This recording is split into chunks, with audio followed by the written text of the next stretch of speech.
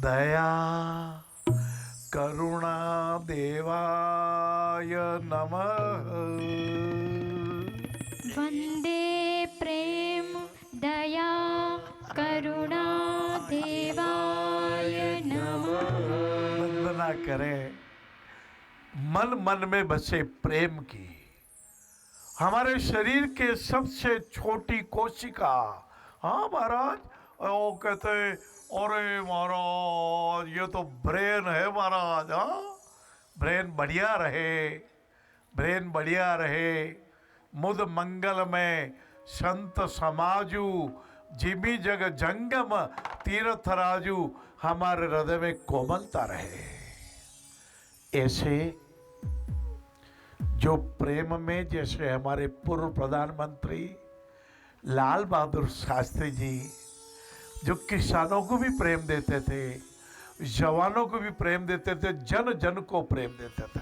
हे प्रेम करना छाव यहाँ पर, सेवा का है गाँव यहाँ पर, ईश्वर का है वास यहाँ पर, रोगी पीड़ित जन में श्री राम बसे मन में। राम बसे मन में। जुगल किशोर जी बिरला जी के मन में राम बसते थे। महात्मा गांधी जी की सबसे अधिक मदद करते थे। कभी आप दिल्ली में पधारो, कृपा करके बिरला मंदिर के दर्शन करने पधारना, मन गदगद हो जाएगा। ऐसे दया की मूर्ति और करुणा की मूर्ति भगवान बुद्ध है। कभी हैदराबाद में भी पिछले दिनों गया था।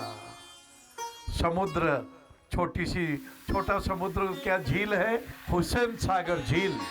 हुसैन सागर झील में भगवान महात्मा बुद्ध शांत भाव, करुणा भाव, जिनकी आंखों में नेह है, जिन्होंने कहा था सत्य स्वयं बोलेगा, कहा था देवी ना मालूम कब संध्या हो जाए, और अपने शिष्य को कहा था मत रोक इसे, मत रोक, यदि अंतिम क्षणों में भी व्याकुलता दूर कर पाओ। ये व्याकुलता ही बड़ी सताती है लाला, और जब करुणा नहीं रहती, कठोरता आती, व्याकुलता बढ़ जाती है।